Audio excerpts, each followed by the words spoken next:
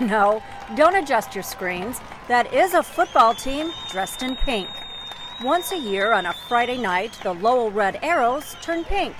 And the community is tickled that it does.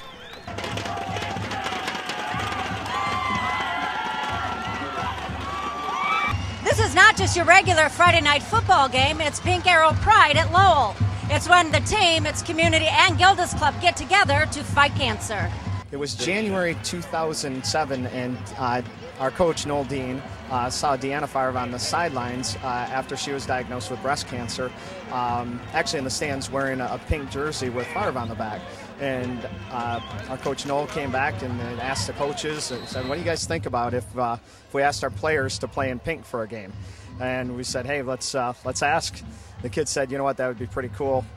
Started to develop the idea of putting names on and honoring somebody that either passed away or a survivor that's going through it or has already been through that journey. And what it started out as just a game playing in pink, our student body took over. Got into selling pink T-shirts. The first year we raised $97,000. We're really big on our community service here. We've won numerous awards for it over the years, and we just want to take it to another level. And the big piece that I just found over the years is the lack of cancer support for the families who are going through the stages of it. And, you know, there's a lot about research, and that's great stuff and needs to continue, but the support piece, letting people know they're loved and cared for and not alone, and we've taken it to that level. I don't think there's anything like this in the nation that's been going on. We're going to go over $700,000 raised in our 3 years. We've built a Gilda's Club home to provide free cancer support, and it's awesome. On top of the state titles we won, this is by far and away the best thing that's ever happened to me as an educator, as a father, and I'm really lucky. I really am. There's pink everywhere. Almost all of the 8,000 Lowell fans are dressed in T-shirts that raise a large chunk of the money. The most heartwarming part of the game occurs about a half hour before kickoff, when the Lowell players line up on the field side by side with members of their community that have been affected by cancer. Number 51, Tyler Mitchell, is playing in memory of Dave and Gary Krajewski, who both lost their battle with cancer, and represented by their son, Brian Krajewski. My mom was diagnosed 2 years ago.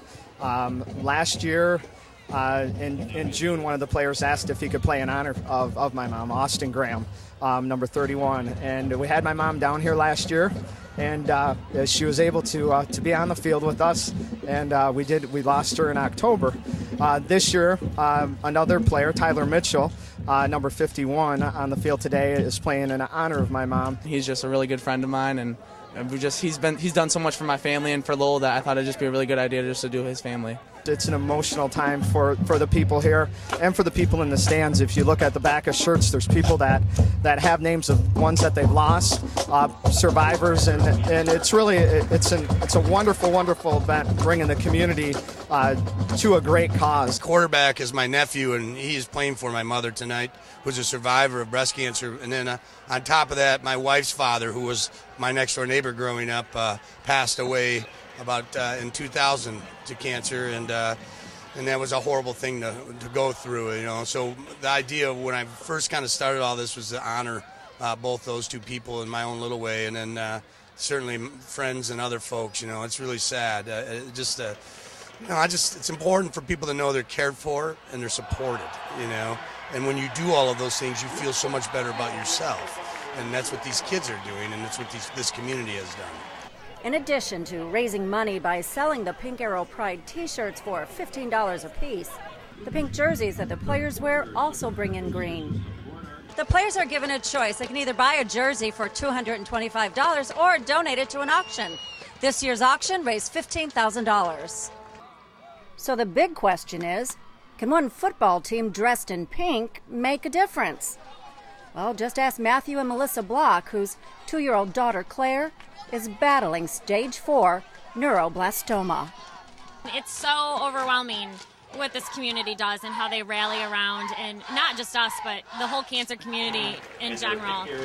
And the students and the people who know us, that we have no idea who they are, but they're wearing Claire T-shirts, and it's just so touching, and it's phenomenal what they do here.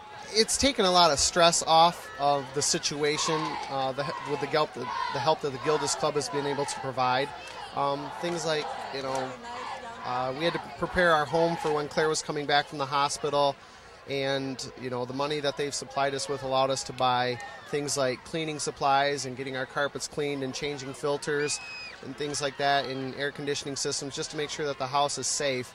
And just to know that the community, in this game in general, puts money aside for special purposes like that really helps to ease your mind, and it can take the stress, a little bit financially off of you when it comes to, preparing your home for a situation like we have. And Lowell's idea has also inspired its opponents. This year, Kanawha Hills dressed in purple to raise money for the We Do Care cause. So the bigger question is, can a football team truly be tough while wearing pink? The Red Arrows are a perfect 3-0 while putting on the pink after this year's 47-0 shutout victory over Kanawha Hills, which brings me to a fashion question for Coach Dean. To end on a lighter note, I know you guys usually wear red, but is pink the new red? Pink's the new red. We've done well in the color. Maybe we should wear it all the time. Coach Dean may want to think pink more often, as the defending state champs have won the 3 Pink Arrow Pride games by a combined score of 143-0. That 0 is the number Lowell residents would like to hear when it comes to cancer cases in their community in the future. For High School Football America, I'm Trish Hoffman.